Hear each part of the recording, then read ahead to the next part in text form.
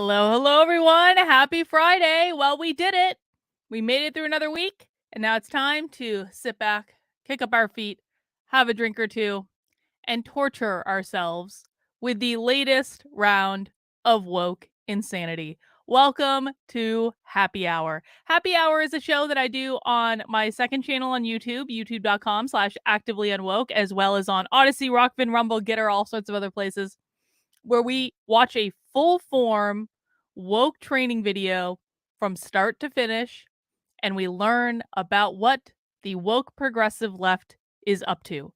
We listen to their words, we listen to their arguments, we analyze it, we talk about it, we mock it relentlessly, and we have a couple of drinks and cocktails as we do it as a way to kick off our weekend in style, as it were. It's like getting our vegetables and having our dessert at exactly the same time. I try to make it fun to learn about this stuff, but I do think it is important for people to learn about this stuff, and I firmly believe that people who attend Happy Hour know more about what the woke left is doing than pretty much everyone else on the internet, to include journalists whose job it is to cover this.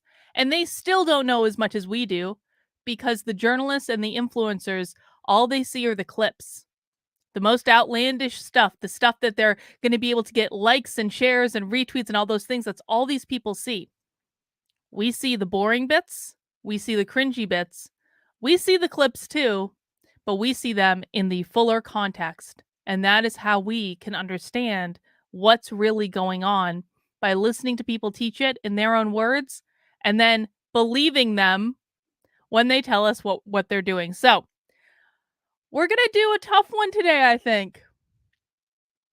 I feel I have mixed feelings about what we're about to watch, mostly because I really dislike it when adults put children on the internet to prove their virtue. And that is what we're going to watch today. We are going to watch a Trans Awareness Week trans youth panel from a year ago. Yes, I actually did look to see if they had a current one, and they haven't held it yet.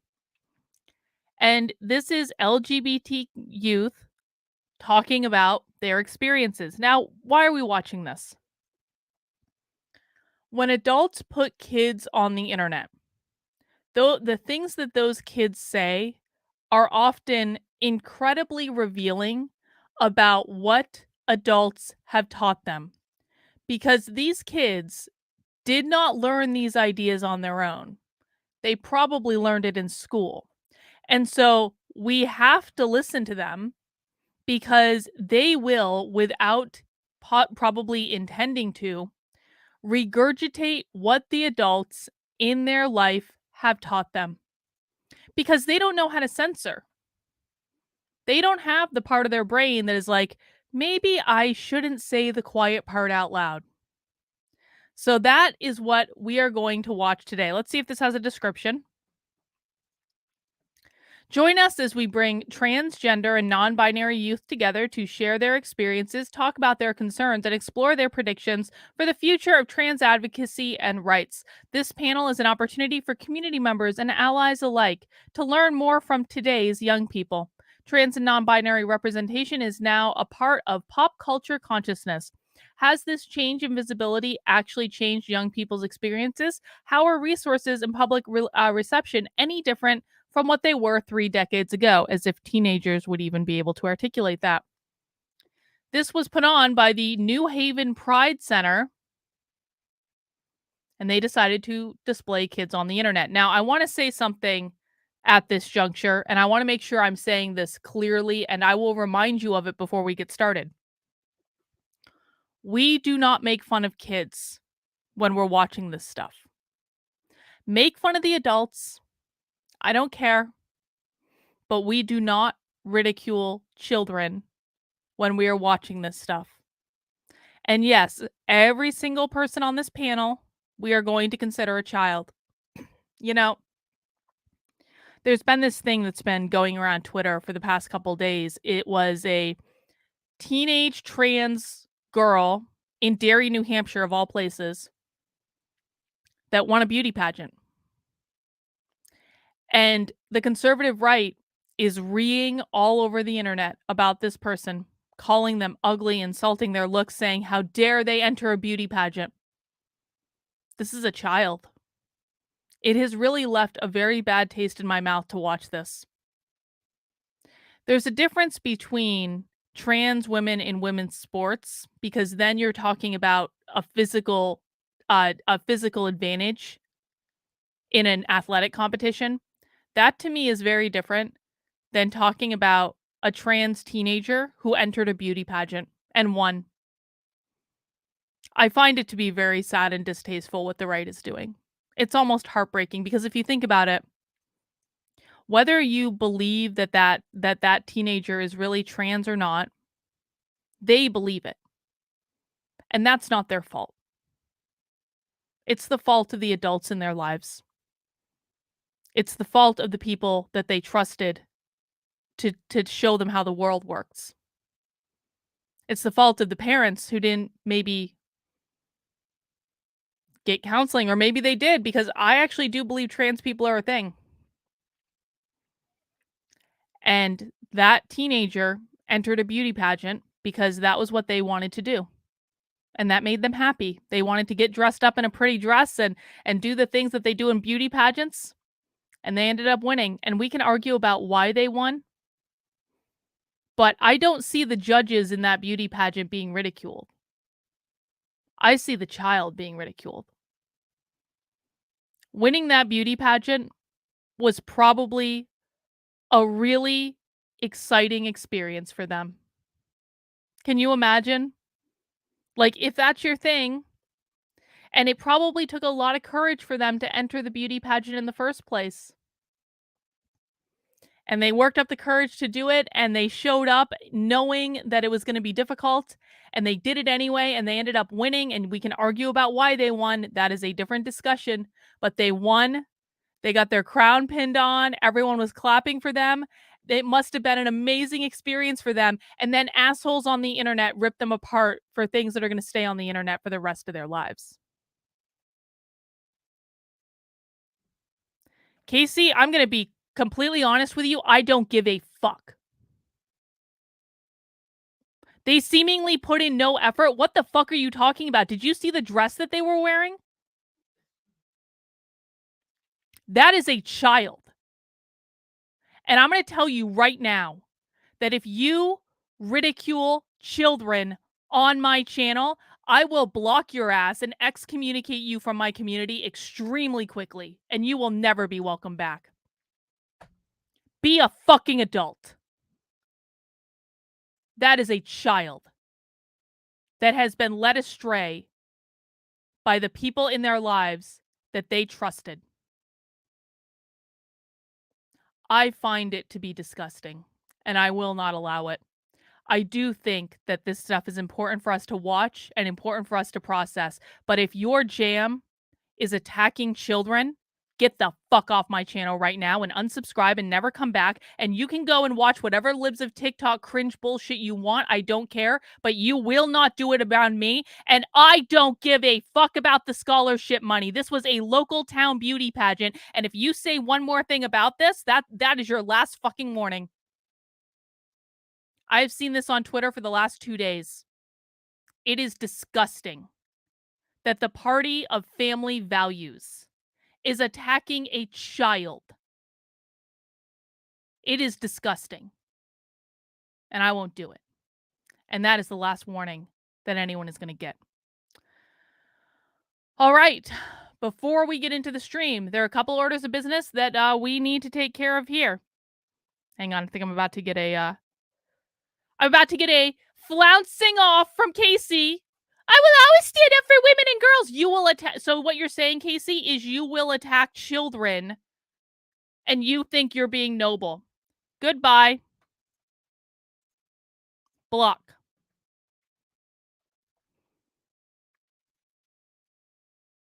Conservatives think they're conserving stuff when they do this shit. How would you feel? How would you feel as a teenager if you had gotten involved in something that you were really excited about and You just wanted to wear a dress and be in the pageant, and that was what you cared about at that time. And then all of a sudden, millions of adults, 10, 20, 30, 40, 50 years older than you, were ridiculing you and ripping you apart all over the internet.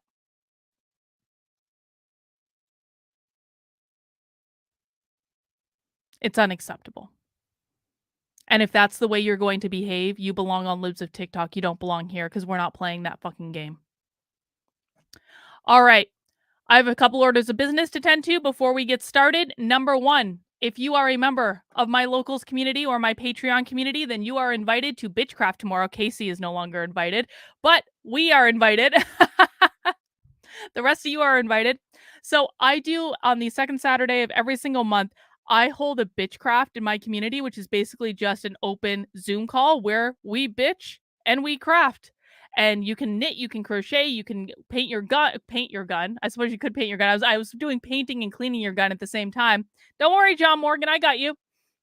You can do whatever craft you want, or you can just come hang out with us. There's going to be an open Zoom in my community tomorrow at 3 p.m. I will post it for both locals and Patreon. If you're not on locals or Patreon, I will tell you how to get on locals and Patreon in a second. It is just activelyunwoke.com/support. We'll talk about that in a second. But that's going to be at 3 p.m. tomorrow. Now, at 6 p.m. tomorrow, the triumphant return of Socialism Saturday. Socialism Saturday took a couple weeks off, mostly because I had other shit to do. But I'm back now, and I am looking forward to our next Socialism Saturday. I've got an itch to watch some socialism, and I'm very excited. And we are going to be watching. Here's a video that I found earlier today. We are going to be watching. This is relatively recent from one of our old standbys, Haymarket Books on political violence, fascist mobilization, and queer and trans self-defense. And the description of this is, for most of the left, political violence is a forbidden topic. But at this moment, queer and trans people face the real threat of violence from a growing movement of armed fascists in America. How can we think about this, and what steps are necessary to defeat the fascists? That is what we're going to be watching tomorrow for Socialism Saturday. That is going to be on my main channel. I'm also going to be on Odyssey, Rockfin, Rumble, all the usual places. And you can join us at 6 p.m. Eastern time for that. And of course, movie night. John Morgan himself is hosting us for movie night, and thank you, John, for taking one for the team and picking this out and hosting for us. This is John Morgan's favorite movie. We are going to be watching Coraline in the supporter Discord tomorrow at 8 p.m. And I've never seen this movie. I have no idea what it's about, but John Morgan loves it, and that's really all I care about. And I think that that's great, and I think that that's I'm really looking forward to it. And you can join too if you get into the supporter Discord. How do you get into the supporter Discord, you ask? Well, I'm glad you asked. If you head over to activelyunwoke.com/support, you're going to have a couple of options. Your first option is Patreon, where you can support my work anywhere from $5 a month all the way up to $250 a month, depending on what perks you want. You can get some cool swag like the Mad Hatter giving the red pill t-shirt or the Actively Unwoke sticker. If you don't like Patreon, that's cool, man. You can join my locals community. Locals is the best place on the internet. It is the place where that I have like the most interaction with my community. It is the place that has kept me sane for the past almost 3 years. And I'm really grateful for all my locals members. I love you guys. We do 2 weekly Zoom calls every single week. Patreon supporters are also invited to those Zoom calls.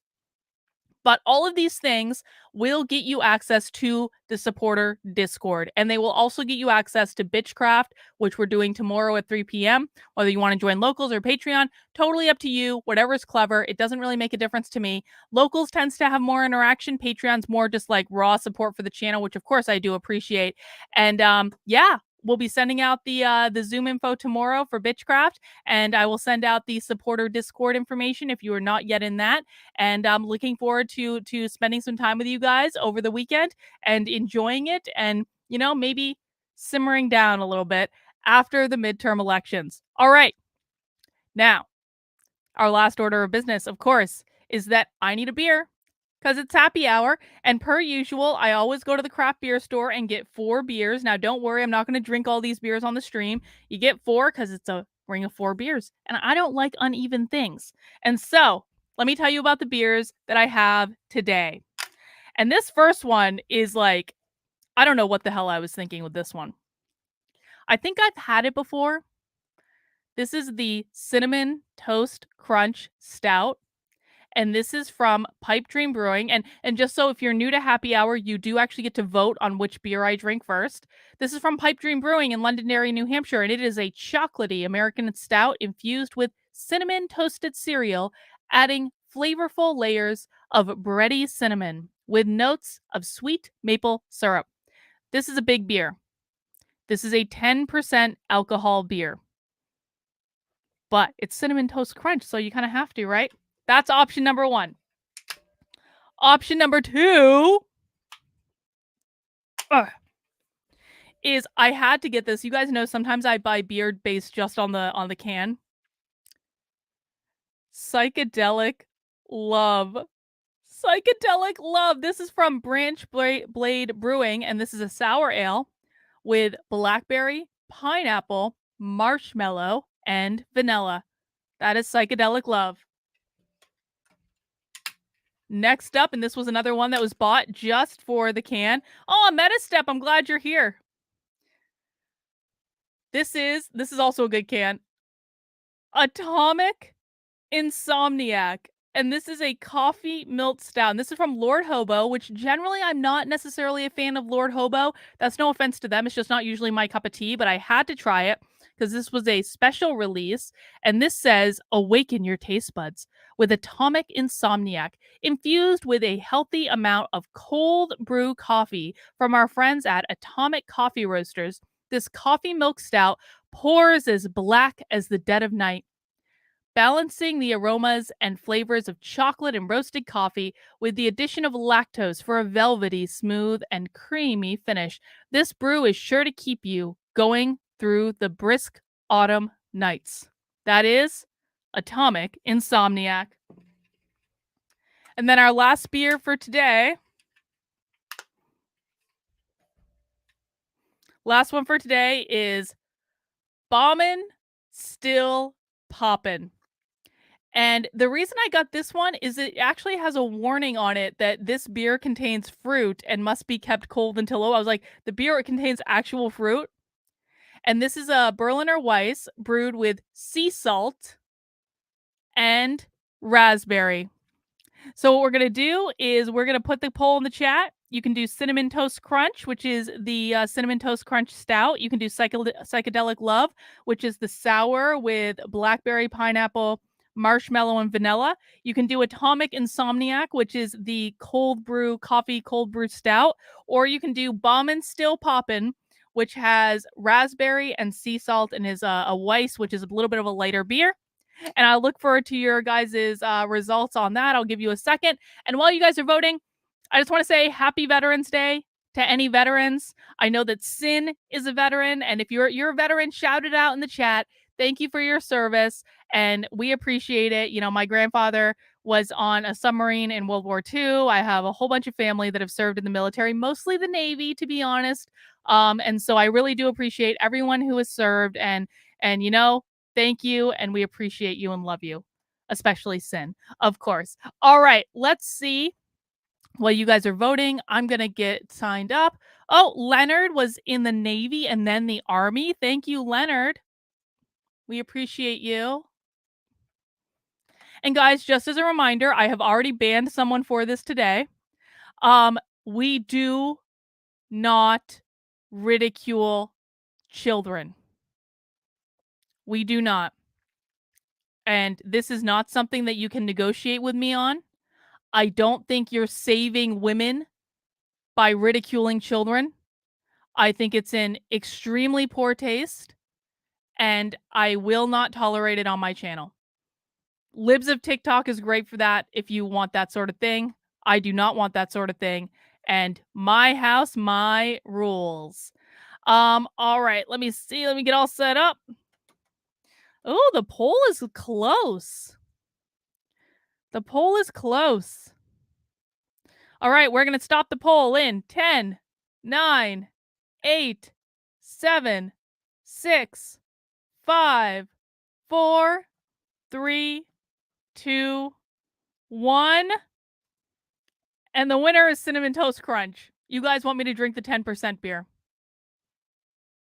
Seriously? Oh, you're gonna make me drink the 10%er? Okay, if I get drunk, it's your fault.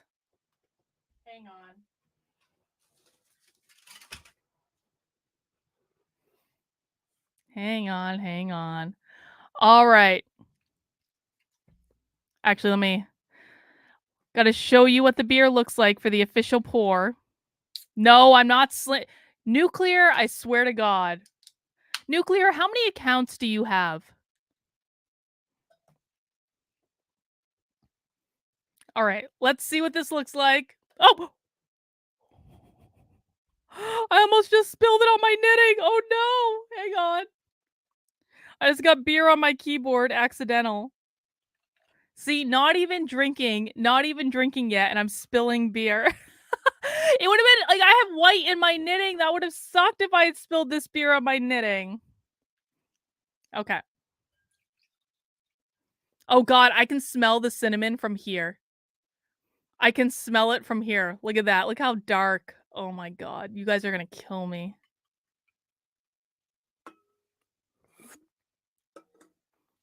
You're going to kill me with this. Okay.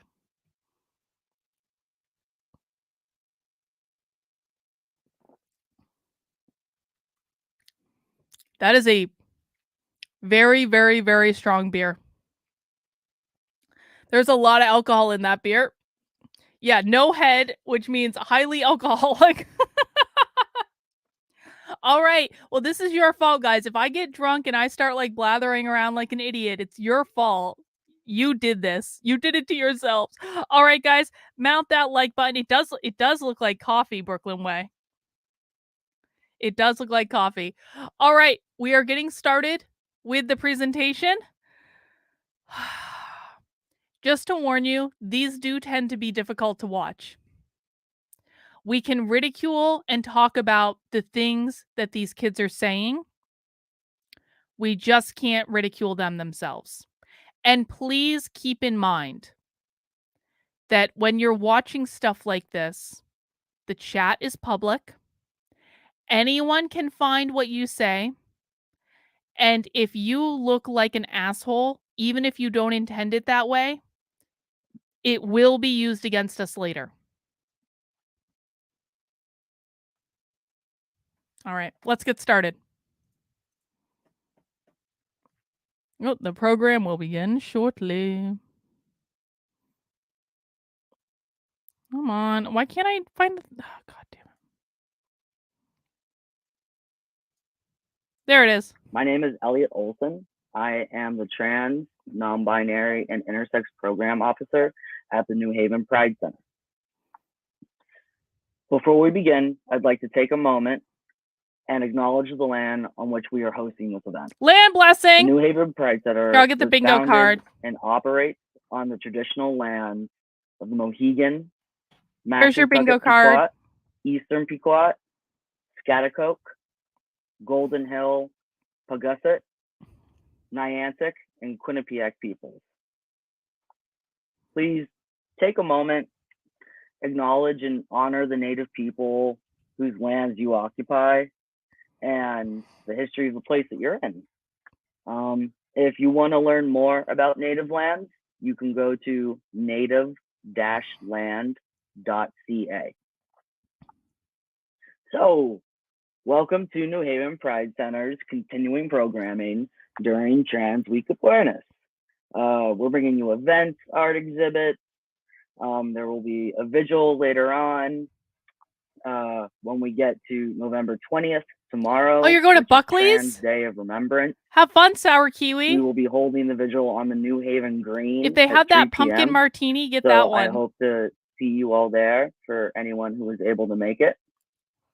However, today, we will be talking with some amazing panelists about the experiences of trans youth.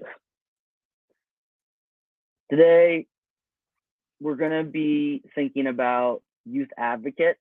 We're going to be in conversation with these youth coming together to share their experiences, concerns, predictions about the future of trans advocacy and rights. That'll actually Most be of the interesting to public don't hear. really realize that many trans people are aware of who they are at pretty young ages. Today's conversation is an opportunity for community members and allies alike to learn more about what young people are experiencing today. There is no denying trans and gender nonconforming representation has entered the pop culture consciousness. Laverne Cox has made it to the front page of the Times. But you kind of have to ask yourself, how much have things actually changed? How far have we actually come? Visibility changes young people's experiences in coming out. But is it actually followed up by resources and an actual change in lived reality? We're going to be asking questions like, how are resources and Lived reality? I haven't heard that one before. Different from what they were 3 decades ago? What do trans youth actually need from the rest of us to secure their actual safety and respect? These are the things that we will be addressing more in the panel centering trans youth voices. So let's dive in. First off, I'm going to be introducing our moderator for today's discussion, Alicio Acosta. Hey. Hi, everyone. My name's Alicio. I am a crisis and peer support specialist. I work with providing anonymous and confidential services for people who are in crisis. I like to focus on Latinx and Black communities and advocating for them.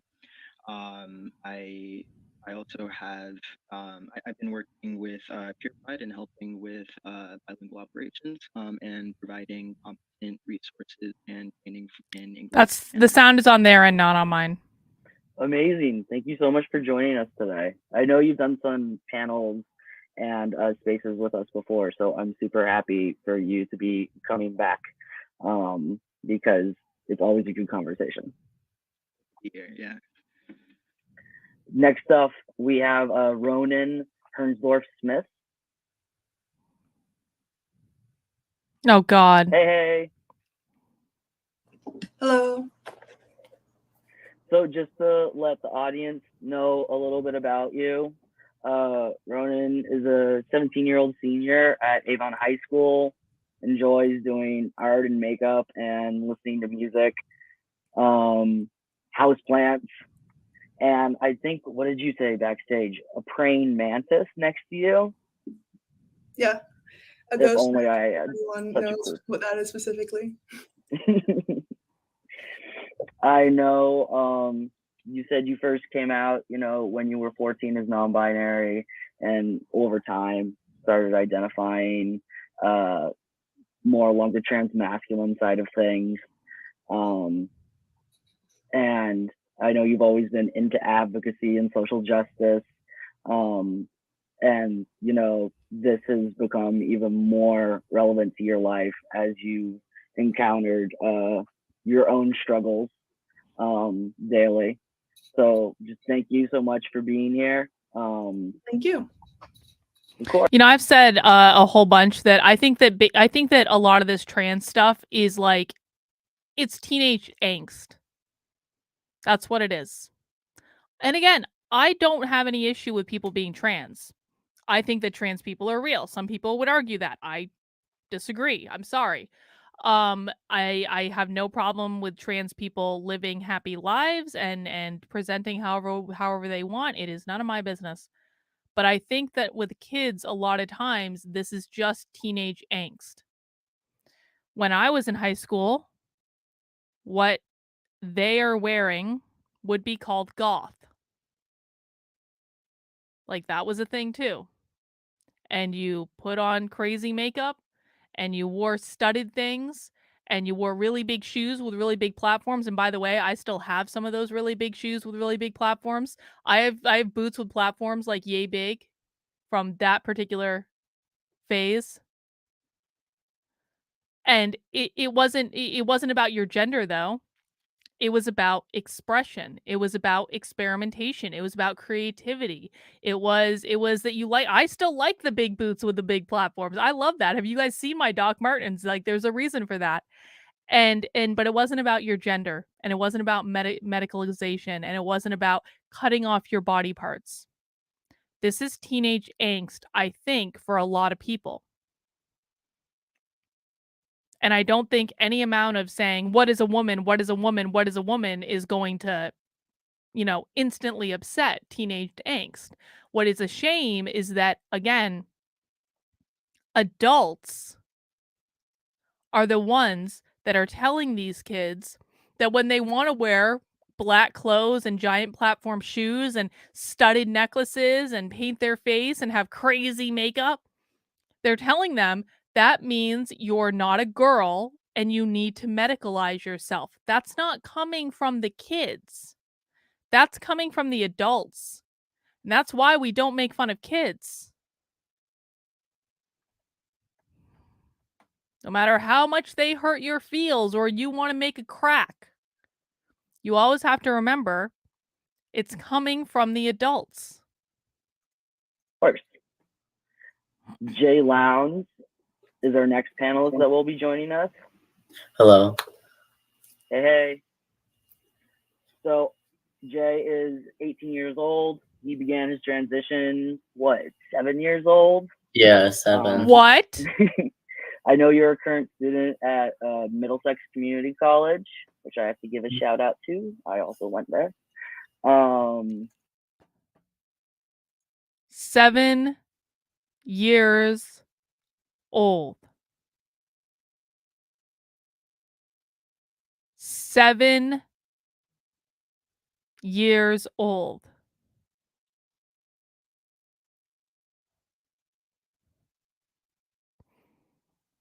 That is the second grade.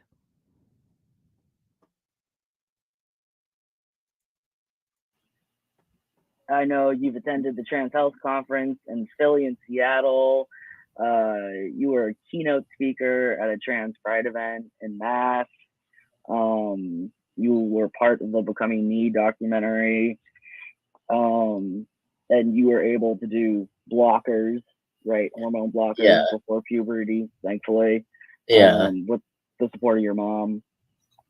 I know that, besides your advocacy work with the trans community, you're also an active participant in political activism, particularly around social injustice, stuff like anti-war, pro-immigration, BLM, and all that good stuff. Thank you so much for joining today. I can definitely try. I'm sorry. No. Oh, the comment? Yeah. At some point, that is definitely going to happen. But I do want to get Lex on screen, too. So last but absolutely not least, Lex Allen is joining us. Hello. Hi. Super happy to have you in the conversation. Just to let the audience know a little bit about you. You're a senior at Avon High School. You've been out since sophomore year, and really developed a passion for social justice work. I know you're the president also of your school's GSA. Co-president. I'm lucky enough to share that title with a very good friend of mine. They unfortunately, as it's Tech Week of our fall play right now, they were unable to make the scheduling of this thing, but I'm so happy that I can be a part of that representation for the Avon High School GSA.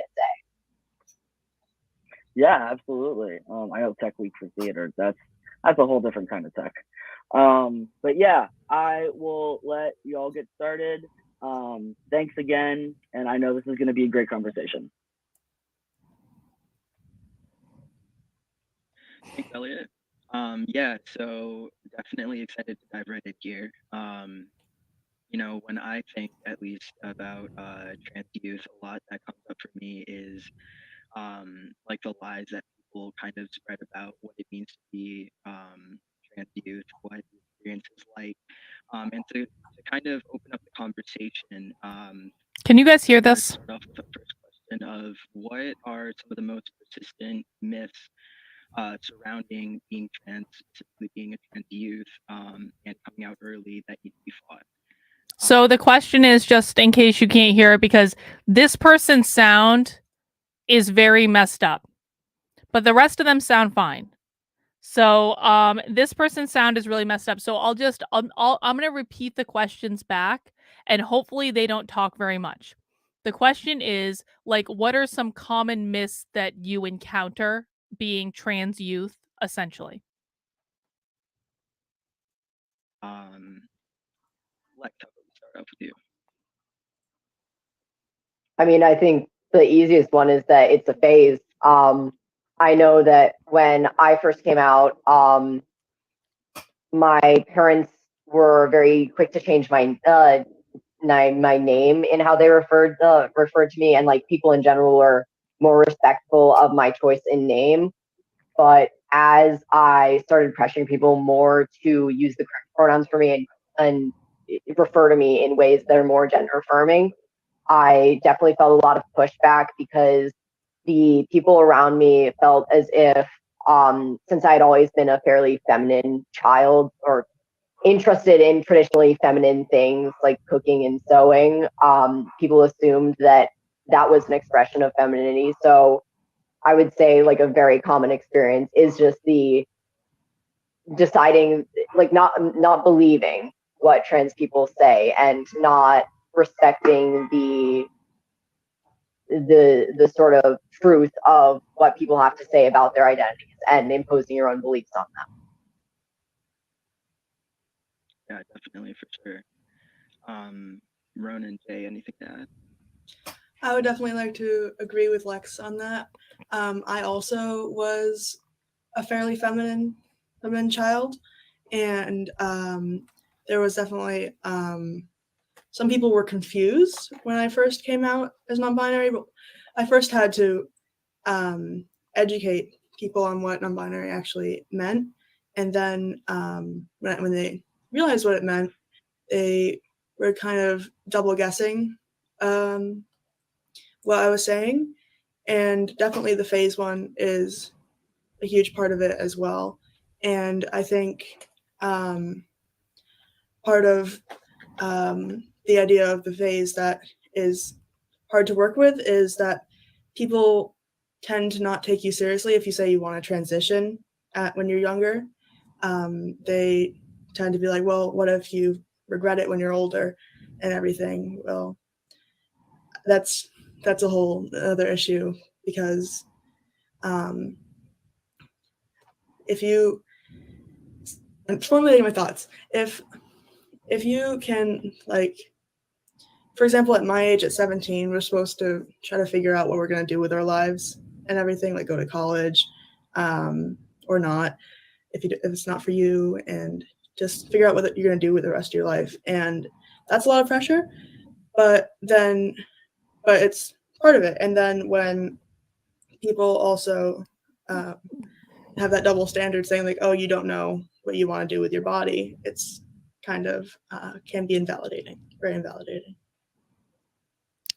See, this is one of the really dangerous things that adults teach these kids, which is that if someone doesn't agree with everything you say and everything you do the very second that you say and do it, that means they're invalidating your experience as a human being. And that's why in schools, you really need to watch out for like any schools that are doing this affirmation stuff where they're saying like, it is our job to affirm these students' identities. No, it's not. I'm sorry. No, it's not. Most people don't really know who they are until they're in their effing 30s. And so to say that you should be making permanent medical decisions about your body when you're a teenager is just setting you up for trouble. Now, I'm not suggesting that people don't make those decisions sometimes about their bodies and end up making the right decision. Of course, that's going to happen. It will absolutely happen. However, you also run a very high risk of it not being the right decision. And, getting your ears pierced is different, or in my case, my tongue pierced, because I did that when I was a teenager. and I had it till I was in my 30s, so I have no regrets. But like piercing something or cutting your hair or putting on makeup or any of these things is not the same thing as going on puberty blockers when you're 7 years old and cutting off parts of your body. It's simply not the same thing. And I'm not opposed to experimentation. I think that people should experiment. I think people should be creative. I think people should try on different identities. I think if you want to go with whatever pronouns you want to go with, if you want to change your name, if you want to wear whatever clothes you want to wear, like who really cares at the end of the day? It doesn't hurt anyone. If you want to get dressed up in a dress and go be in a beauty pageant in Derry, New Hampshire, it doesn't matter. It really doesn't matter. Why did I get rid of the tongue ring? Because I had a stern talking to with my dentist, and they said, if you keep that thing in your mouth, you're going to knock out your front teeth. That's why I got rid of it, but I was really upset about it. I was so upset. Deborah says, I know two people who identify as non-binary, but one is biologically female, engaged to another woman. To me, that equates to lesbian. The other identifies as female and dates guys. I mean, you know, I'm not opposed to people living their lives by whatever rules they want to live their lives by. I think that that is a perfectly fair thing, right? But it's just like it's the medicalization, and it's I wish that, and maybe this is a backlash to what the right is doing. Maybe the left is just crazy. Maybe it's a combination of the two. I wish that adults would encourage when kids are in school that it be okay to be creative and it'd be okay to experiment.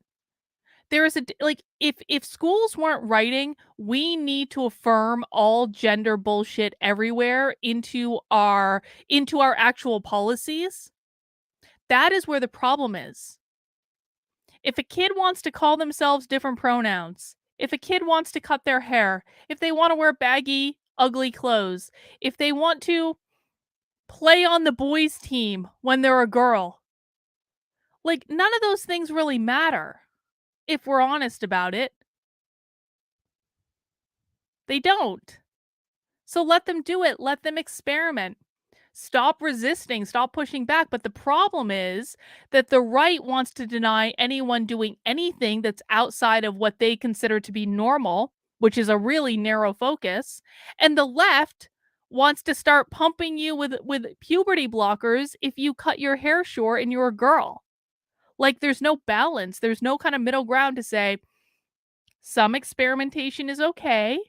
And, you know, sometimes it can go a little far. Yeah, exactly. Junko jeans and cut off thrift store corduroys. Absolutely. Absolutely meta step.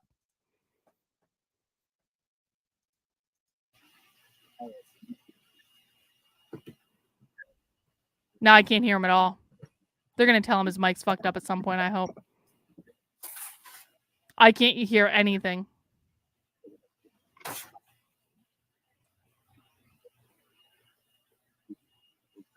They're all just acting like it's fine. This is great. No one can hear anything, and they're all pretending it's fine.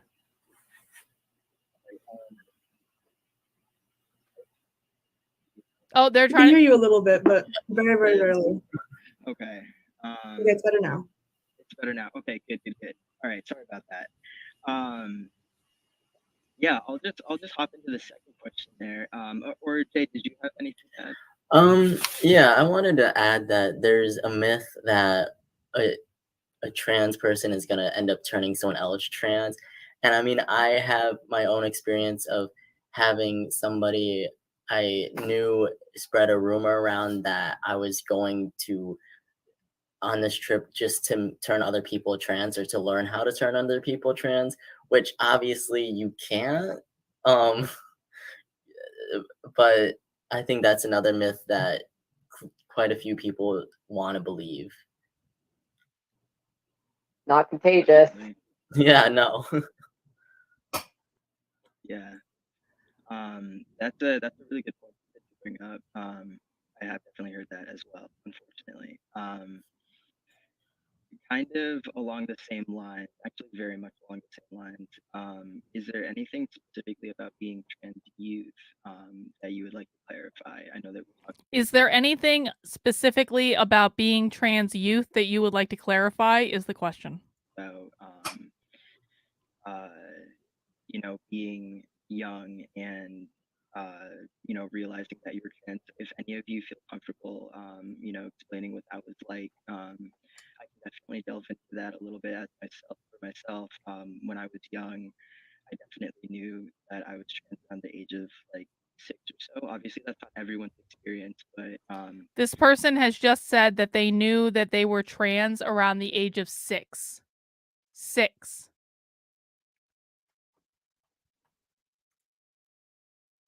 A lot of us do kind of I wish someone would affirm to them that their microphone does have not an work. understanding of who we want to be. And, That'd be pretty great. I didn't come out, I didn't come out or transition until just recently, but it was something that I knew from a very early point. And I don't know if any of you want to talk about that, about like realizing who you were and either coming out or having to hold off, and like what that means to you and society and all of that. So I can talk a little bit about this. I realized, well, so I had in 4th and 5th grade kind of this very intense, not like other girls phase. It was very much, oh, I'm not like other girls because I hate wearing dresses, and I hate people when they call me she, and I hate when people call me a girl. And I was just kind of very disconnected from femininity at that point, but I didn't really put anything together. And then in the 6th grade health class, when they're giving you the puberty, what does it mean to be disconnected from femininity? I remember hearing that and just thinking, you know what? I don't think so. I don't think so, actually. And I still didn't have the vocabulary to describe what I was feeling, so I was very lost, honestly. It was very upsetting to like see all the girls around me in that room saying like, yay, we're gonna hang on breasts and we're going I want to address what Arcado is saying. I may have to bail on this. I can't understand a thing he's saying. Well, he's having sound problems, but we're translating him. But what I want to say is, like, if it's the content that you're having trouble understanding, then you need to stick around, because this is the type of thing that you're only going to learn by listening to them. It's the same with Socialism Saturday. Like, Socialism Saturday, when we first started doing Socialism Saturday, like, I could barely understand these people. And I think that, it's the audio. Yeah, well, the audio's for one person. Don't give up that easily, dude. Come on. It's one person. Stick it out. I'm going to translate for you. It's all good. We're going to get through it together. Go grab a drink. To go through puberty, and we're going to have all these things, and people are going to start perceiving us as women. And I remember just feeling like there was something utterly wrong with me because I couldn't relate to that. And I felt like, guess what? No one relates to being a woman in puberty. But me was okay with that. That was the reflection on myself. This again is another captions. Great idea, James. Sorry, I should have turned on captions earlier. This idea that you, like, if you don't feel like a woman in puberty, then you must be trans. This is another failure of adults. Wholly and completely. What the adults need to be telling these kids is puberty sucks. You're not going to like your body. It's going to be changing all the time. You're going to start leaking fluids fucking, every so often. You're not going to be able to control it. It sucks. It's painful. You're not going to like it. You're going to hate every single second of it. But at some point, it's going to be over. You just need to get through it. Everyone has to go through it. It is a rite of passage. No adult woman felt like a woman when they were going through puberty.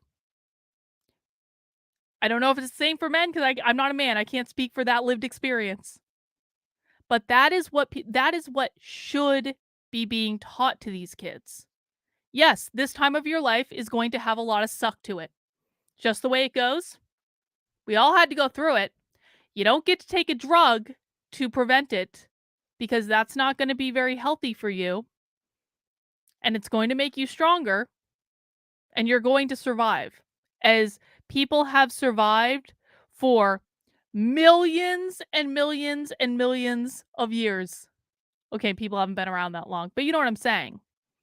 That's what needs to be taught to these kids. That's not what's being taught to these kids, and that is the problem, and that is the fault of adults. It is not their fault.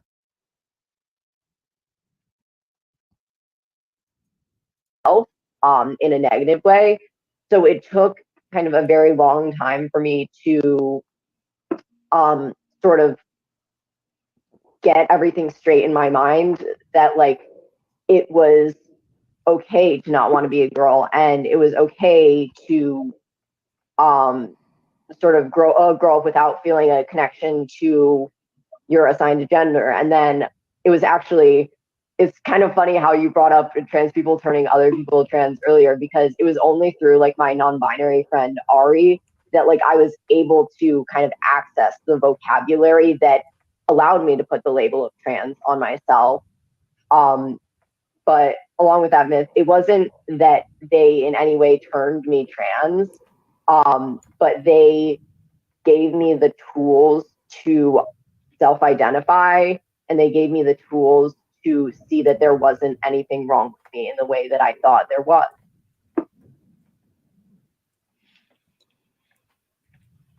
Yeah, definitely. Thanks for that. Ronan, do you have anything to add? Yes. I remember when first doubting my gender when I was 14. Looking back now, there are obviously experiences that I've had when I was younger that kind of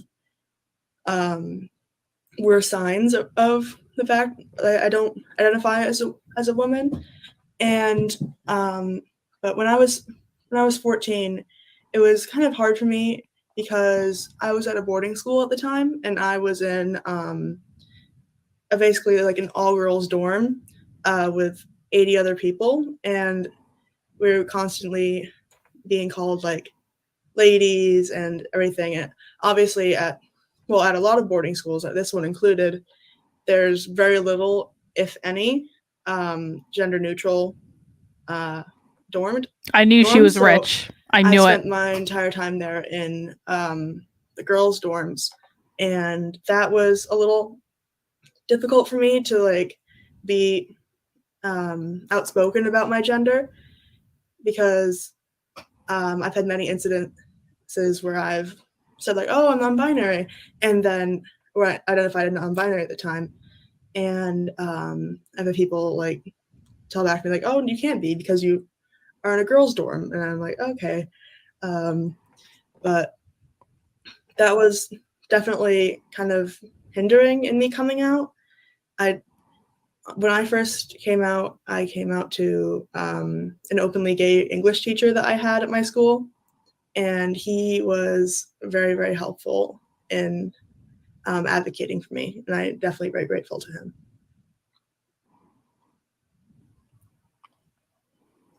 I want to know what it means by advocating for them. When I came out, I like knew very young, and I was lucky enough to have the support of my mom and my sister when I first transitioned. But I definitely did go through the struggle of losing the majority of my family. And I've even had comments said either about me or about my mom when I first transitioned. And so I went through the tough stages of like all of that. And there's been times where, well, your mom transitioned to you when you were in elementary school, so that might have had something to do with it. Detransition when I didn't want to, but I did it because of how much stress was put onto me and my mom as when I was so young from just family in general. Oh my God! Outside of that, and what this person has just said. Let's really think about this for a second. What this person has just said is that they almost this is the one that who transed when they were when they were 7 years old, so that's going to be the second grade. And what they just said is they almost detransitioned, except that they had gone through so much pressure from transitioning in the first place. He and his mom had gone through so much pressure in the first place during the transition that he didn't detransition. Because okay, here's what I'm getting at. He didn't want to let his mother down. Didn't detransition because he didn't want to let his mother down. That's my read on this. I could be wrong, but that is my read for what happened. This is the fault of adults. This is not the fault of children. Very glad I didn't, because I'm very happy with myself. And a few in my family have started coming along more. But it's definitely, I wouldn't want to go back and to keep my family. I'm happy just how I am now. And in schools, it was okay. I was more stealth. And if anything, I would have like close friends and teachers now. And sometimes with friends, I would be a little bit that here and there, but overall it was fine until eventually it was that, like, eventually friends outgrow each other type of thing. But yeah. Yeah, I appreciate everything that you guys brought up, and definitely really important. All the captions are game changing, aren't they? I know that all of you kind of touched upon some of the harm that all of these lies have on trans youth. On the flip side, if we were to advocate and have more of a general sense of what it means to be trans and trans youth, what kinds of opportunities would that open? If we were to advocate for trans youth, what kind of opportunities would that open?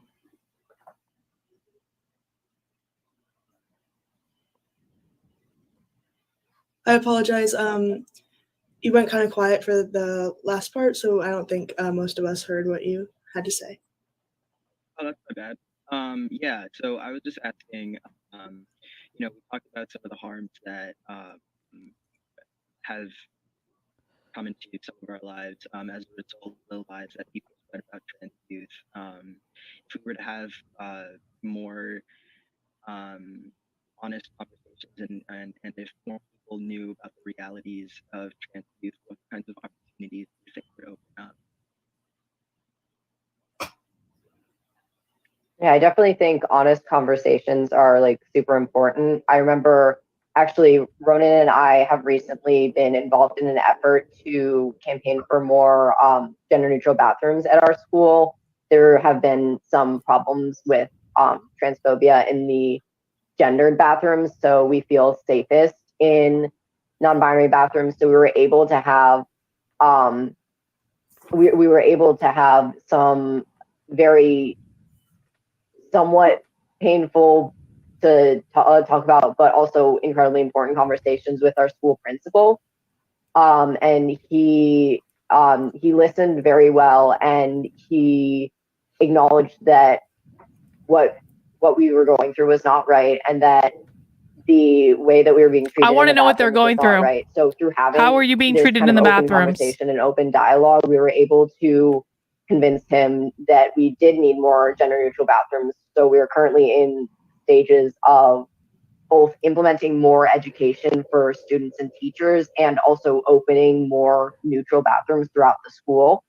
So yeah, open and honest dialogues between cisgender and transgender people are so important because they can really help move progress along. Yes, definitely. And for the whole bathroom ordeal that Lex and I have been working on, it has been kind of interesting because there was already, like, I'll just explain the situation that we were having a little bit more. There was already, like, Lex and I have both expressed to each other that we were kind of afraid to use the men's room because we didn't want anything bad to happen. And then earlier in the school year, I finally worked up the courage to go into the men's room, and I ended up getting threatened with violence.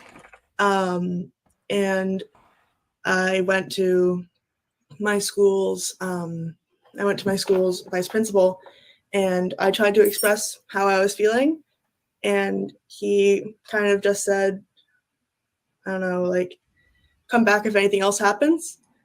And then I talked to a couple more people, and finally told Lex about it, and Lex really got the ball rolling because it made them mad, which is understandable. It made me mad too. And I think the conversation we had with our principal was really good. He was very receptive. He was taking notes the whole time. And he has one little thing that was very nice from the meeting was we were talking about how putting your pronouns on the end of your email or like next to your name. I forgot to do it today, but even if you're cis, it can make trans people feel more comfortable. And then immediately after that meeting, he added his pronouns to the end of his email, and that felt good to know that someone was listening.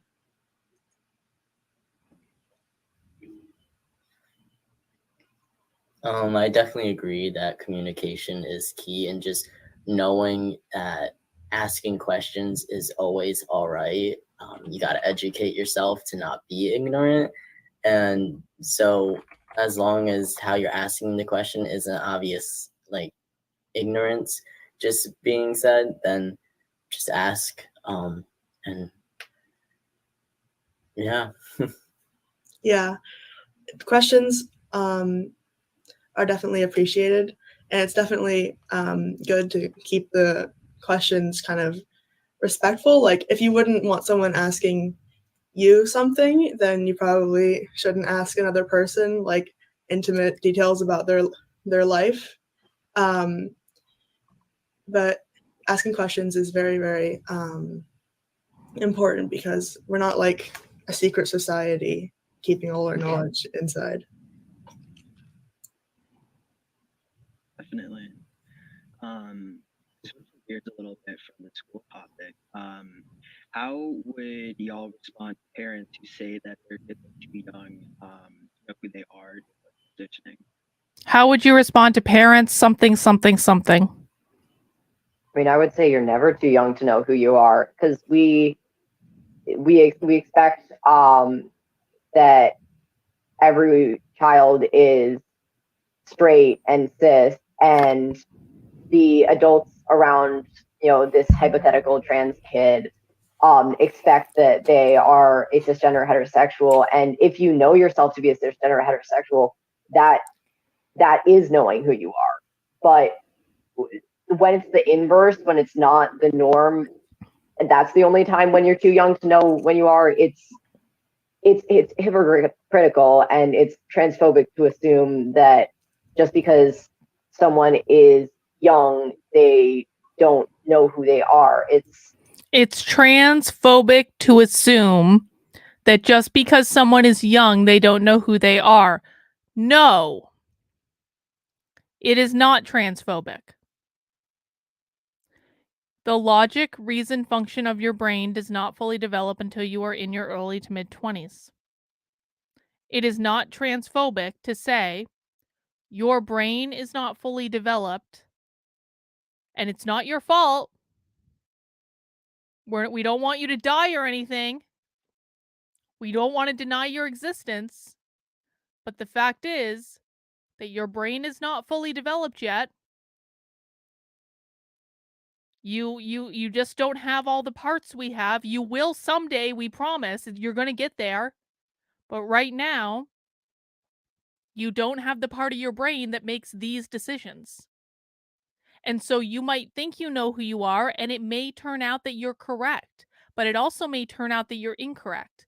And it's too big of a risk to allow you to permanently medicalize yourself or to cut off your body parts when you might have a very different perception of reality when your brain is fully developed. That's not transphobic. That's reality. That is the science. That's how we function as human beings. And that's the tough love that these kids need. Really invalidating. And if people believed trans youth more, and if people were more receptive to what they had to say, a lot more people would feel comfortable coming out, and a lot more people would be a lot less mentally ill, because people really underestimate the amount of harm that both social and body dysphoria can cause to young minds. I know that personally. I've known my identity since probably sixth grade, and being dysphoric for that long time has taken a massive toll on my mental health. And so I think that if people believed trans youth more, we would be a lot safer. But here's the thing. I think I mean, these kids specifically seem to be surrounded by people who believe them. They all seem to be surrounded by people who believe them. They are surrounded by people who are affirming their identity, who are allowing them to medicalize, who are allowing them to present however they want, use whatever names they want, use whatever pronouns they want. They are quite literally in the reality that they demanded. And do any of these kids seem happy to you? Do any of them seem happy? I'm not suggesting that all teenagers need to be happy at all times. Teenage angst exists for a reason, right? Being a teenager sucks. But none of these kids seem very happy to me.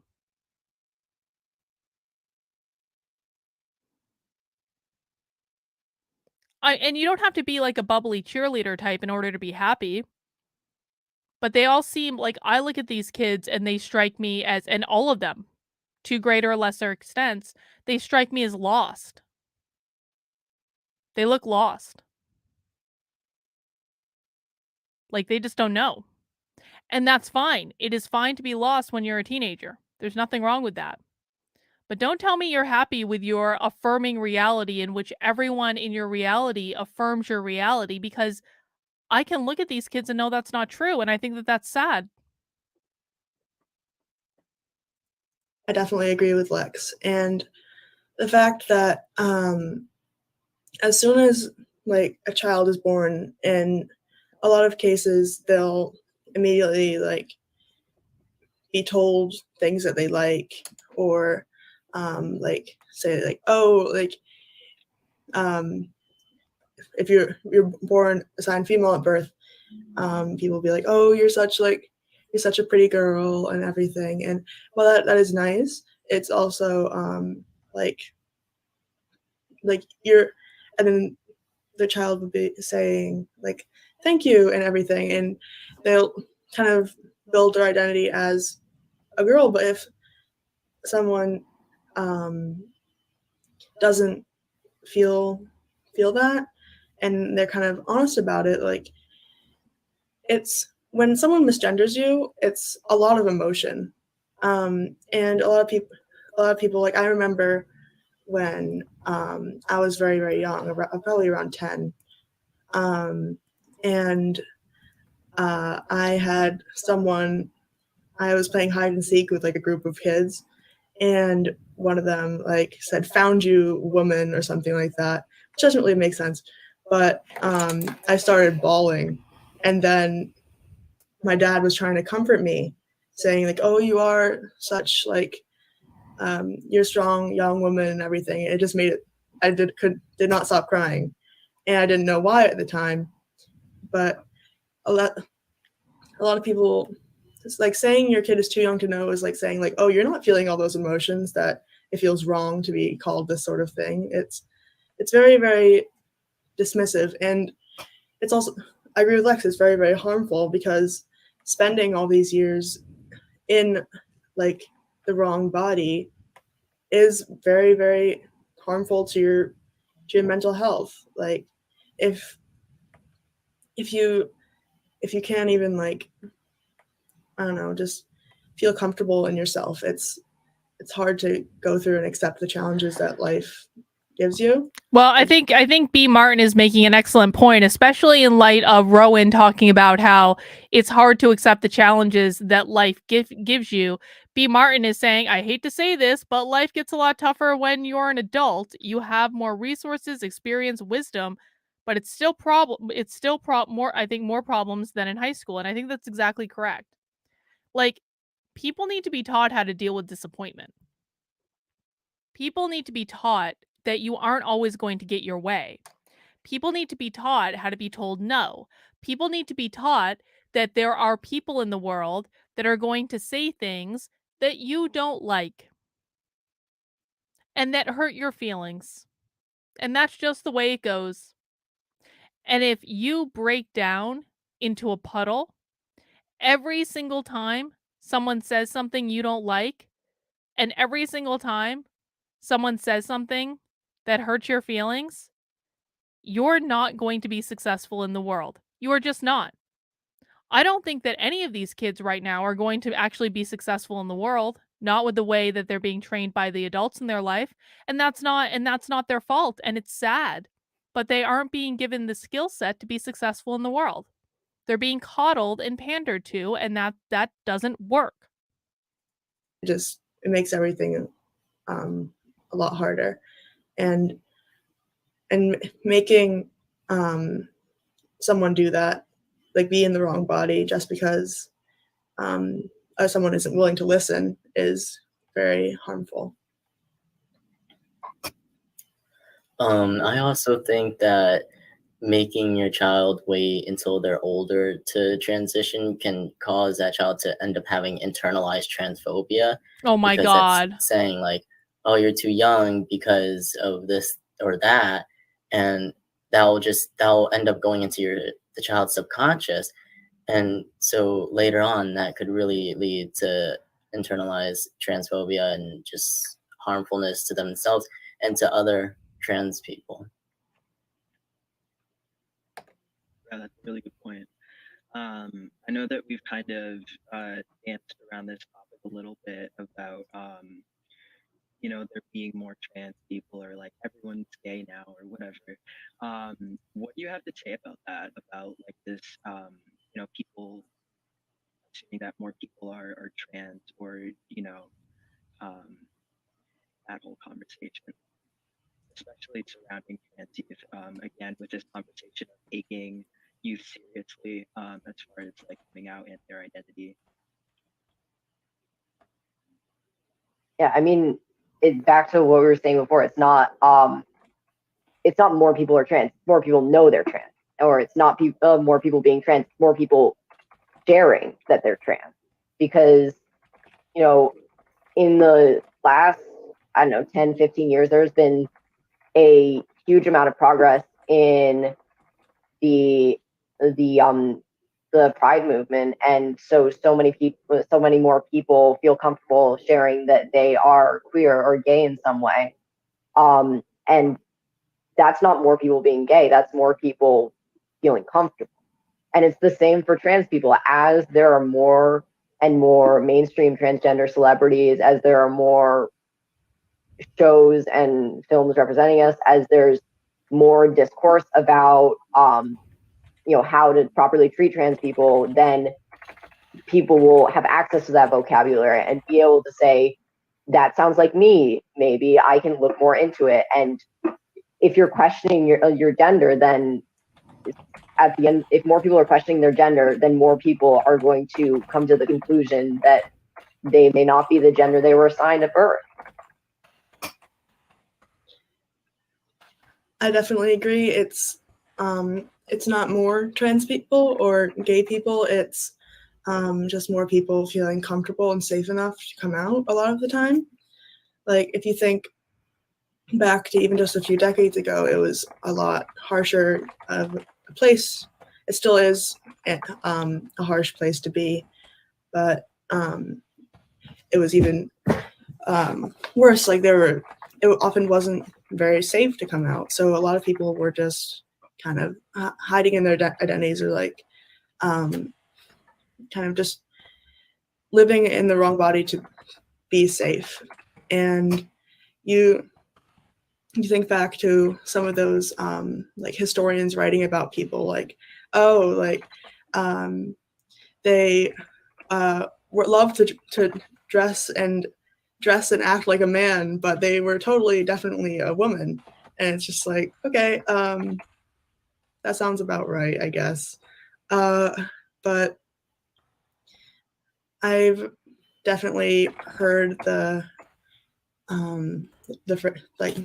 discourse about being like coming out as non-binary is trendy and everything. It's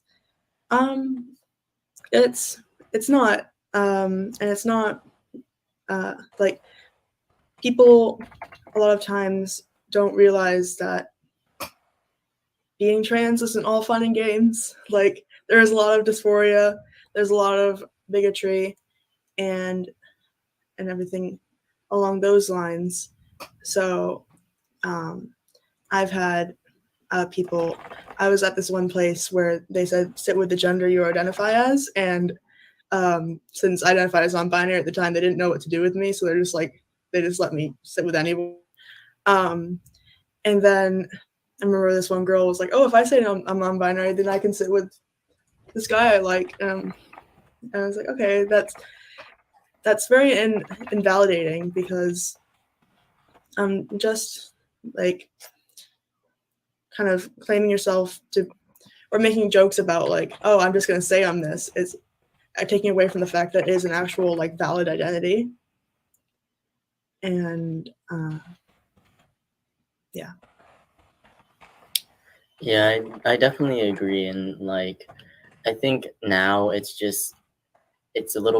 starting to get more okay to want to discover your own self and see what feels true to yourself. Whereas before, it was a lot harder to even question like, oh, I feel like I'm like myself better as this type of person in these types of clothes. And it was just a lot harder to feel that way, where people are like, no, that's wrong.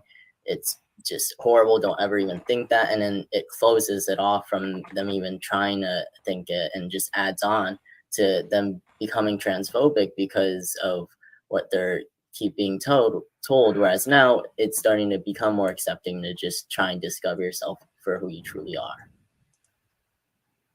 For sure. Yeah, I really appreciate everything that you all said, and I agree with it wholeheartedly. Switching gears again a little bit, what are some challenges that trans youth face in the medical field?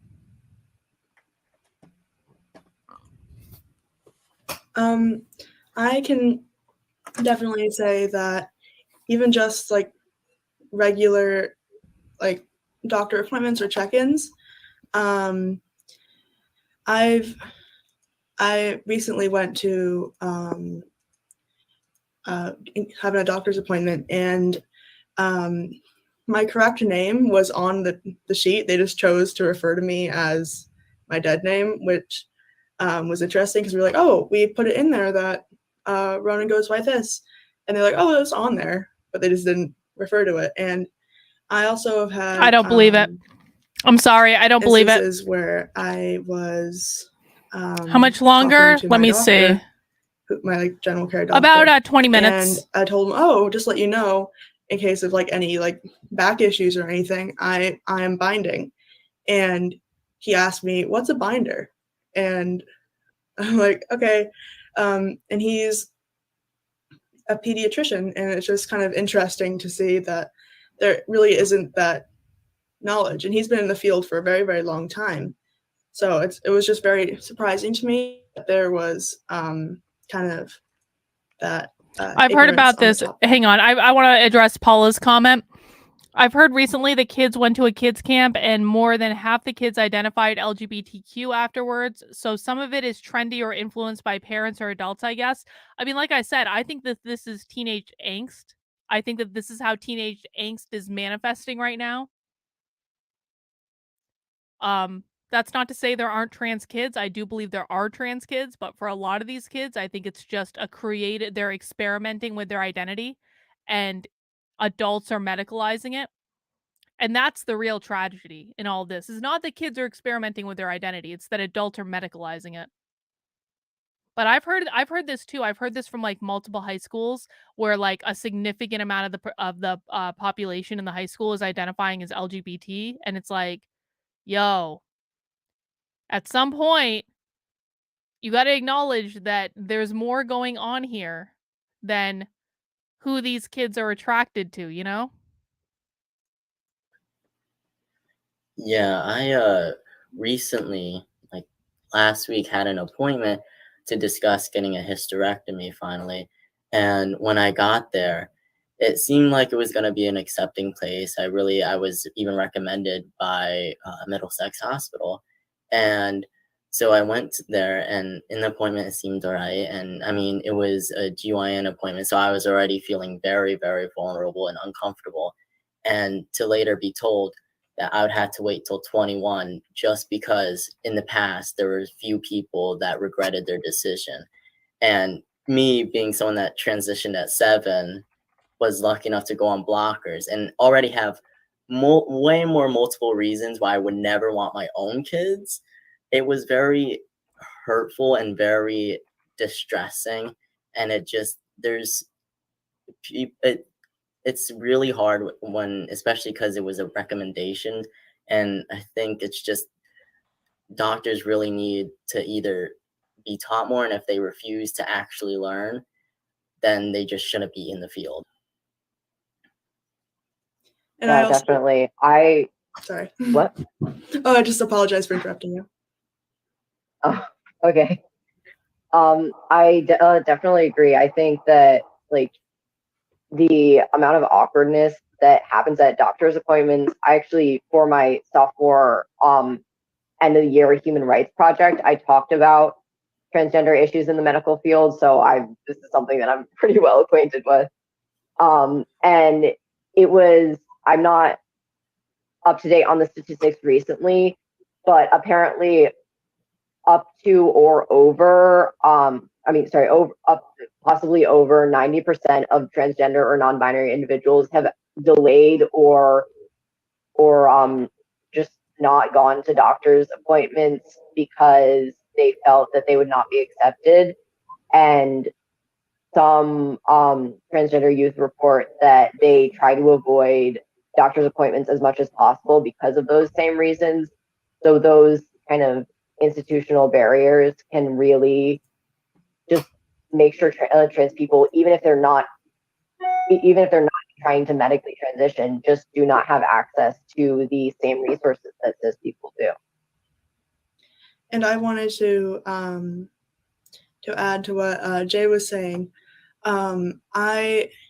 There have been a couple times recently where I have been recommended to go to a women's health place, and I was just like, I really don't want to do that. That doesn't sound very fun for me. I'm sure there's probably some accepting people, but just the fact that it's like on the front of the building, women's health, and then me walking in there like, oh, hello, it activates my dysphoria a lot. And that's why I honestly think that the work that like more inclusive places are doing, like Planned Parenthood, is very, very, very, very valuable.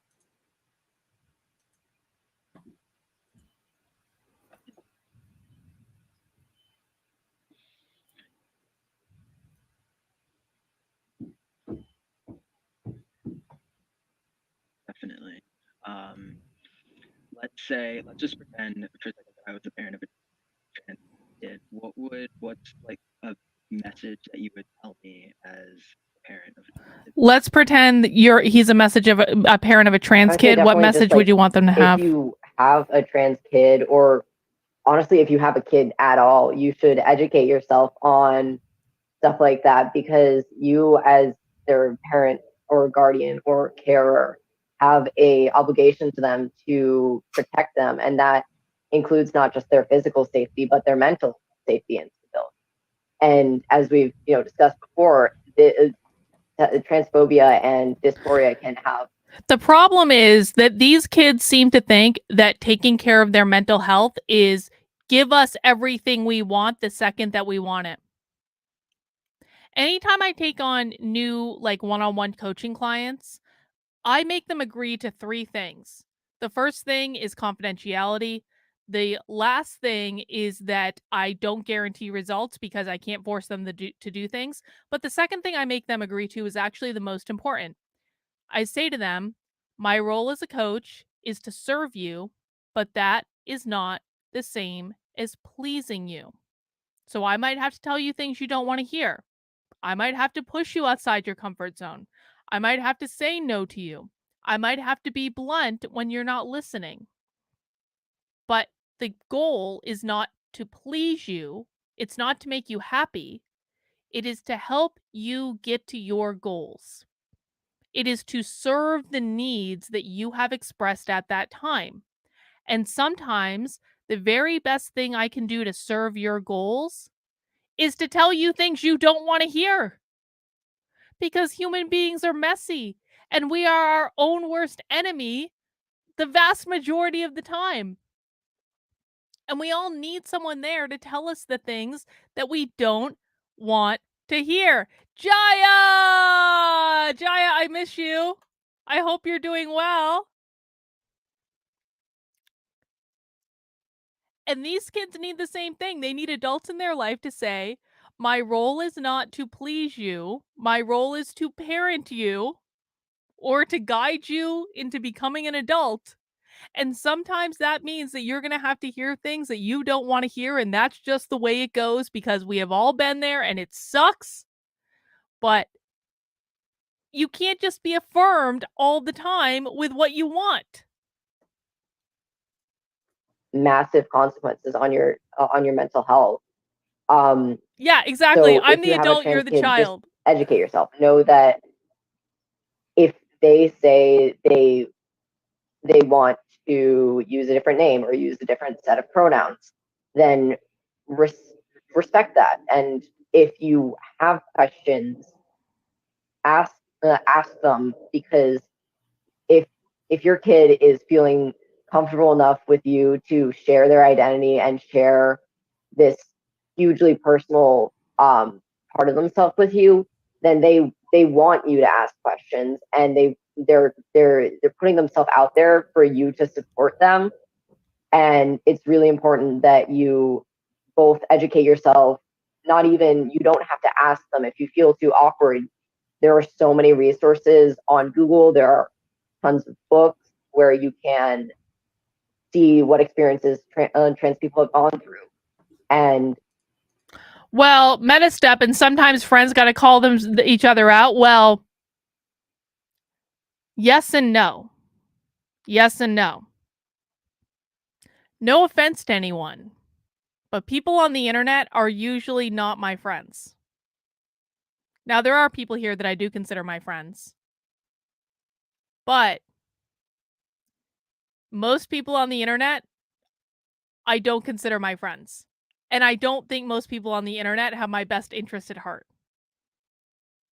And so if I have someone saying, my job is to call you out, no, your job is not to call me out. Because I don't think you have my best interest at heart. And I think the only reason you want to call me out is because your feelings got hurt and you're tending to your feelings ahead of what is best for me. If you're going to call me out, then it's not going to be because your personal feelings are hurt or because I've said something that you don't like or because I've made a video that you don't like.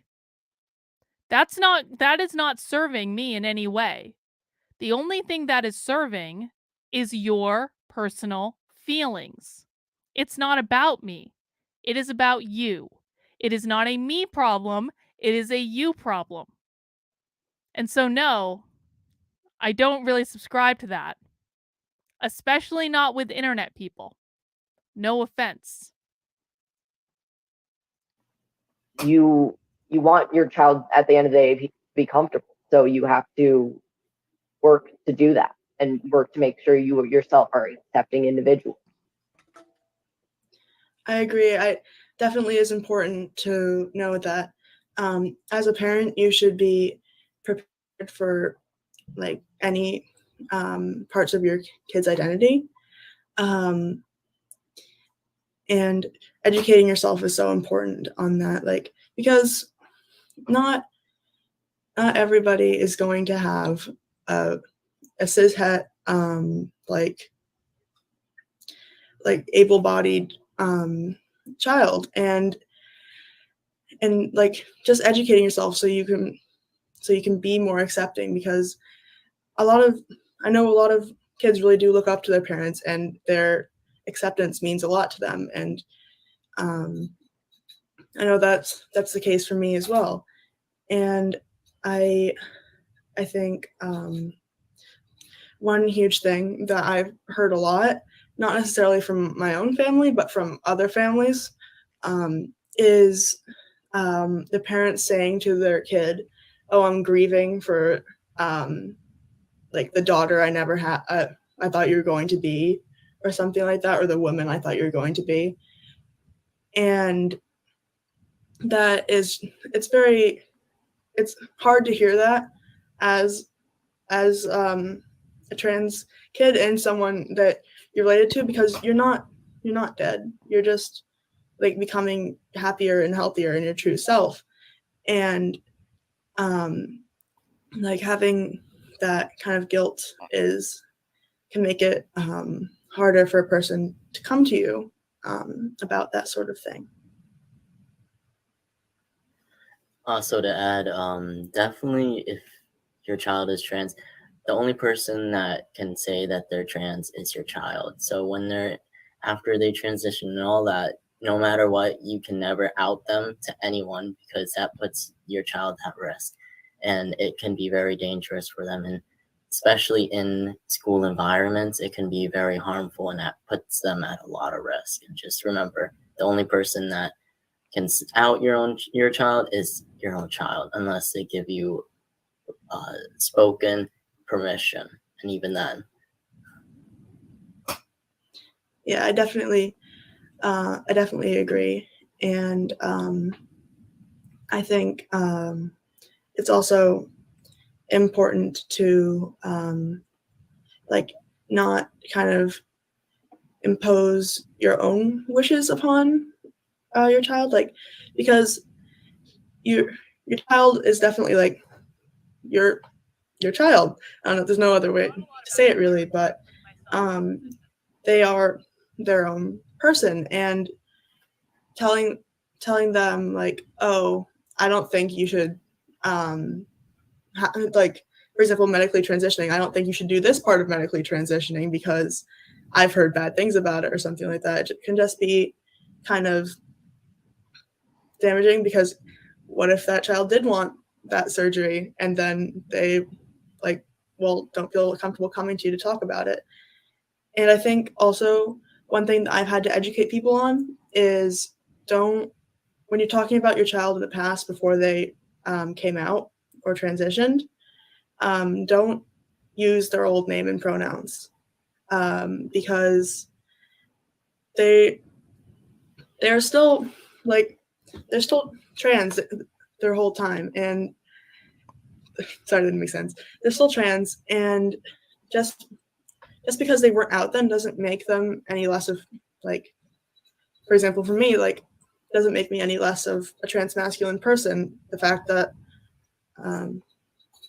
sorry, I didn't throw in any thoughts, but I've had to correct people on. Okay, I just want to do. Oh shit! Hang on. My little sister is also.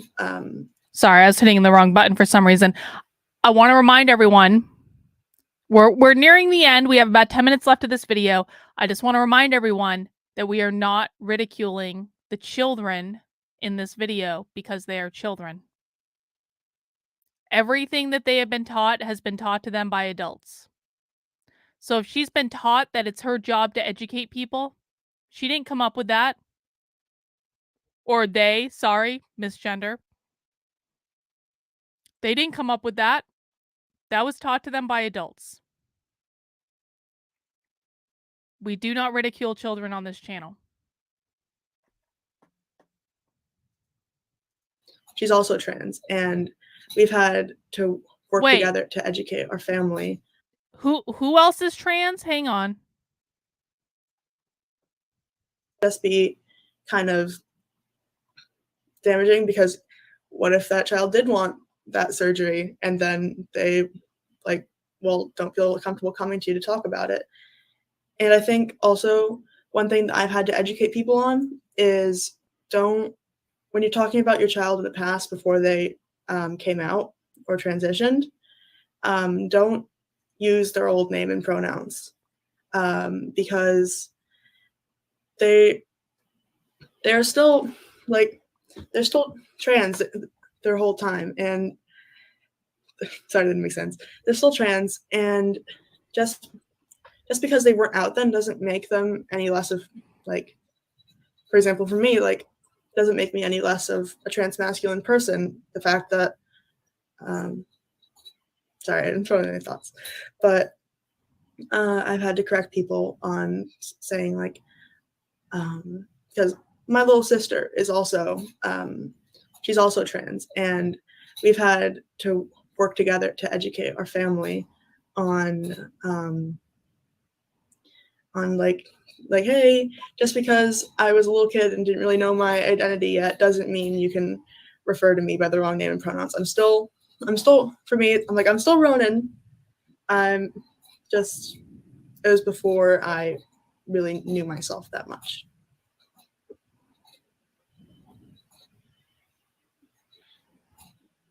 Yeah, that's really important.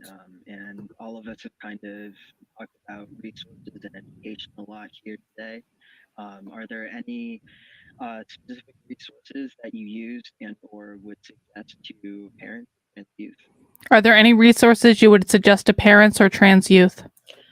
I know that I actually came in contact with the New Haven Pride Center because of the whole bathroom situation that Lex and I are dealing with, because they became very highly recommended, and the wonderful staff have been helping me advocate for myself to my school administration, and just having that support was really helpful for me.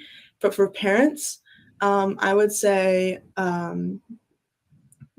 tonight there is a Zoom call for my local library where they're having a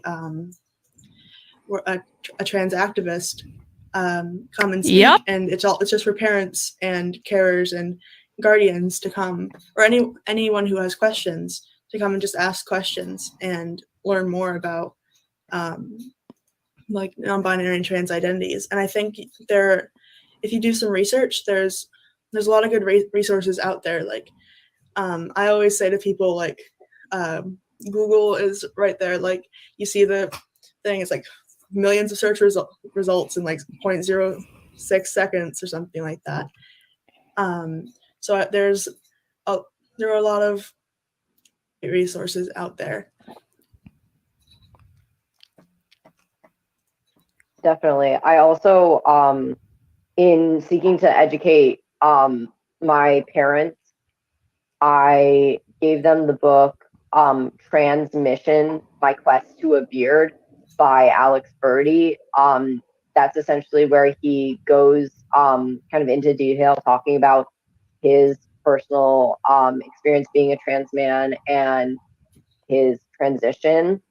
So if you're looking into trying to support your trans child, or you're trying to find out more information in general about what it's like to be a transgender man, I would definitely recommend that book, because it helped me a lot when I was trying to educate myself in formative, little baby cocoon trans years. And then it also helped educate my parents. I don't know. I don't know if it still goes on, but there would be different panels at this Philly Trans Health Conference, and I honestly forget what part of the year it is. And that Philly Trans Health Conference we've seen that. Do you guys remember this Philadelphia Trans Health Conference? Does anyone remember this? I remember this. I'm pretty sure it's the same one. This is the one where they had people presenting about different types of things that like prosthetics that kids can use to pack to make it look like they have penises. Chris Rufo did a whole expose on this Philadelphia Trans Youth Conference. They were teaching about, I think this is the same one, they were teaching about like BDSM and stuff like that. I'm pretty sure. Does anyone remember this? Am I just making this up? It was like an illusion, a fantasy, but maybe more of a nightmare. Yes, Jaya remembers it. You know which one I'm talking about, Jaya. Same one that this person just mentioned. But I'm sure if you look it up, it'll be easy to find, and they have all sorts of panels. And if you have children with you, they have areas for just the children to be like taken care of while you attend all the panels, and because some of them are just for adults. I want to go to that conference now. I really appreciate hearing about all those resources, and I'm sure our audience too. Yeah, there's definitely a lot out there in forms of books. I'm sure there's podcasts, although I don't really know about any off the top of my head. But I know trans people who do have podcasts, and I'm sure they discuss, trans topics as well. Of course, there's YouTube, Google, as was mentioned, and obviously just speaking to trans people that you know is also a really great way to learn, kind of like we were talking about asking questions and opening up some of those discussions. But I just want to thank everybody for everything that you had this might be it. the table and all the conversations that we had here today. It was lovely hearing from all three of you. And yeah, those are the questions that we have here. I don't know if we have any in the chats, but yeah. I don't think so. I'm looking at the same as well. Hi y'all. That was such a good conversation. Seriously. Between talking about the different issues that trans youth face in particular, I don't know. I firmly believe that, we as a community will grow the most when we empower young people to lead on the issues that impact them, right? It's a one-to-one. The people who experience it probably know the most about it. And so I'm so happy to do conversations like this. Also, I'll say, Alicio, right, you were asking about the resources for parents. I will say Growth Therapy has a support group for parents of trans kids. Excuse me? I Growth want to plug Therapy? that. Later today, we'll actually be having a parent talk. Reminding myself real quickly, that will be at 4 p.m. About kind of supporting your trans kids. So you can tune in later if you want to know more about that, if you are a parent watching. Yeah. In a better world, when we listen to youth and actually change our spaces and communities to show them respect and trust, we see, right, you all grow into be resilient leaders. But a lot of the time right now, I feel like the harm that comes from not having, right, the power to make decisions about, affirming care, your own body, I'm talking about the medical field a lot. It's such a double standard. Puberty blockers have been used for years for cis kids. Say if someone gets a period too early, but it's only an issue, right, when a trans kid comes and asks, oh, maybe this is something that should be an option for me. Anyway, thank you so much for the conversation. A special thank you to our amazing moderator, Alicio. All right. And also, well, that seems to be the end of it. So we're going to stop it there.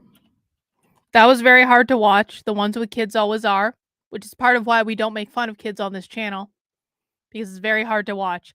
I am still extremely disappointed.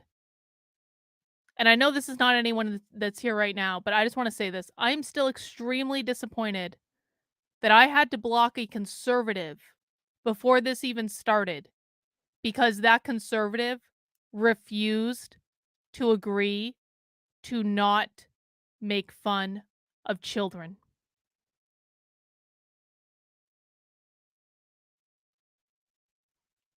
And Twitter is full right now of conservatives making fun of trans children.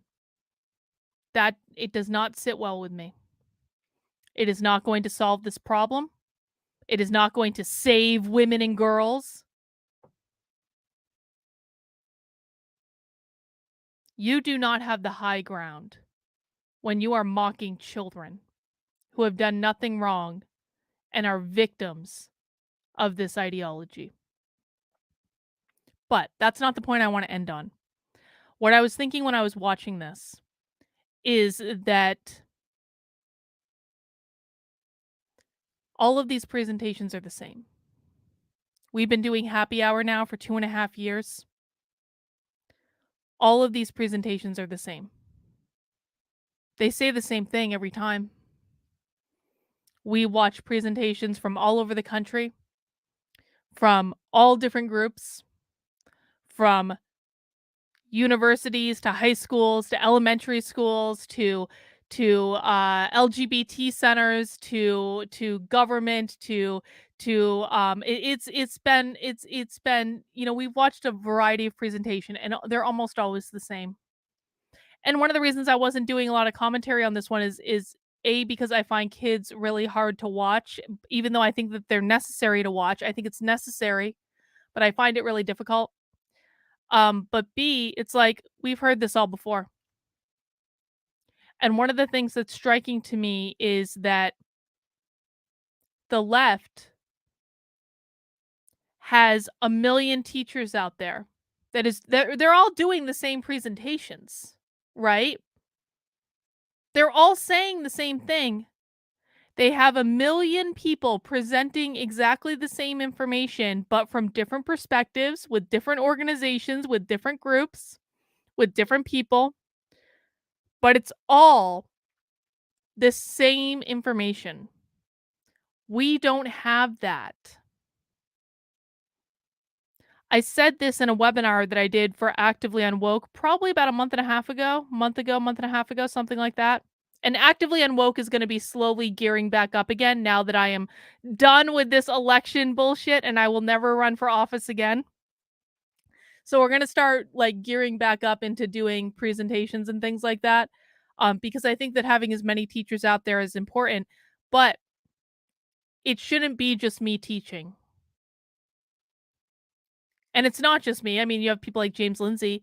You have people like we need as many people teaching about our perspective as possible. Because the left has that. They're teaching in the schools. They're teaching in the universities. They have the media. They have nonprofits. They have everything. That is it. What we just watched today was a small community presentation. It was the New Haven Pride Center. There were like 50 views on that presentation. We probably gave them more views today on that presentation than they already had. But they're still out there doing it. They're not worried about numbers or status or any of these things. They're just out there in their communities teaching the content to anyone that will listen. Right now, the anti-woke movement, the anti-CRT movement, the anti-gender ideology movement is immersed in infighting. It's just infighting. That's all it is. It's infighting and competition and who can get the most donors and who can get the most support, who can get the most followers on Twitter. there are not enough people out there teaching because everyone is fighting with each other. And tweeting is not teaching. I'm sorry. Tweeting is not teaching. We need as many people out there as possible teaching, even if it's only for a couple of people.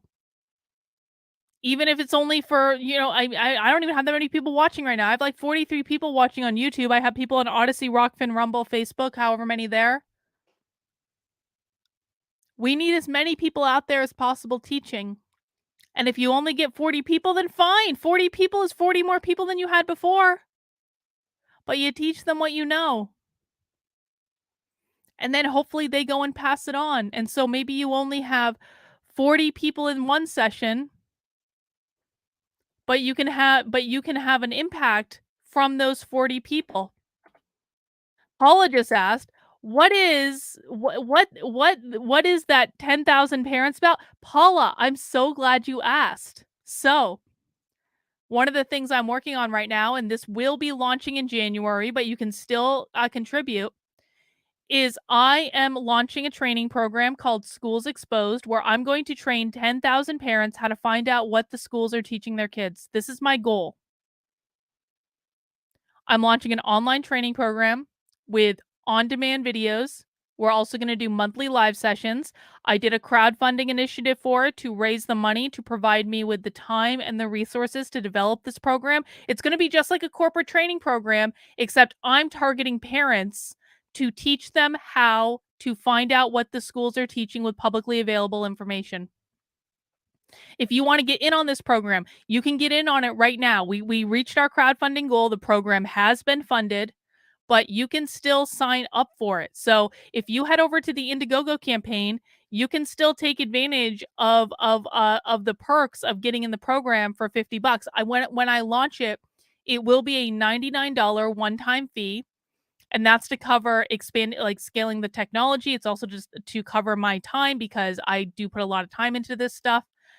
And I'm only going to charge a one-time fee for it. But for right now, you can actually get into the program for $50 through the Indiegogo. And that's going to be up through January when I actually launch the program. But this is my way of teaching. Doing these videos on YouTube and all the other platforms and launching this program and writing my book and doing Actively Unwoke and hopefully creating lots of different training programs that I can use to get to people all over the world. That's my contribution to this. I can't control what anyone else does, but I can control what I'm doing. But I would ask that anyone who is able to teach this content, we need as many teachers as possible. And maybe you teach different content than I do, and maybe you teach it a different way than I do, and I don't really care. I don't believe in competition in this area. I have a lot of people that are jealous that I have more followers than them, and they've gone out of their way to destroy me because they think that destroying me will lead to more followers for them. I don't have that mentality. If those people are out there teaching, then let them teach. I wish they'd spend more time teaching than attacking me. But the idea of competition in this area is stupid because we do not have enough teachers. So if you can teach, please teach, because the left has teachers. That's my biggest takeaway from today. The left, yeah, you can get autographed copies of the book. I've actually got a whole bunch of books on order that I'm waiting to come in to do the autographed copies. You should be getting it in December or January. I had to wait to get, I finally got I was like sweating. Can I tell you guys, I was sweating it because Indiegogo was not dispersing the money to me from that campaign. Indiegogo held on to that money for a good long time. And they finally released it to my bank like yesterday. And I was like, is Indiegogo gonna, I thought was like, Indiegogo gonna fuck with me? Are they gonna cancel it all? And they didn't. They dispersed the money. I was sweating it though for a minute. Anyway, So, guys, that's all we have for right now. I didn't even get through half of this beer. See, I didn't fall for the trap. You guys tried to get me to drink the 10% beer, and I didn't chug it like you all wanted me to. But as a reminder, guys, we will be back tomorrow. Actually, we got a couple things going on tomorrow. You can join me if you are in my supporter community. You can join me for Bitchcraft November 12th, which is tomorrow at 3 p.m. And it is an open Zoom call where we craft and we bitch. Any crafts are welcome or no crafts at all. And that's totally fine. You can just come and hang out with us. And that is going to be for my supporter community, either through locals or Patreon. You can find the link to become a supporter in the description below. Go to activelyunwoke.com/support. And that'll sign you right up. And then you can join Bitchcraft at 3 p.m. But for everyone, Socialism Saturday is back. Jaya, have you learned about Socialism Saturday? Jaya, you would love Socialism Saturday. Okay, for Socialism Saturday, we watch real socialist content. These are not CNN socialists. These are not AOC. These are not Democratic socialists. These are real socialists. And their content is insane. It is next level dystopian content. And we watch it just like we do for Happy Hour, but it is Socialism Saturday, and that is going to be starting tomorrow at 6 p.m. on my main channel. And yes, we do call each other comrades. We are not comrades. We are not like the socialists. We are comrades on Socialism Saturday. And so that's going to be live at 6 p.m. tomorrow evening. Guys, that's all I've got for right now. I'm going to go drink maybe the rest of this beer, maybe one more, and hang out with my husband. But take care, guys. Have a great rest of your night, and we'll see you.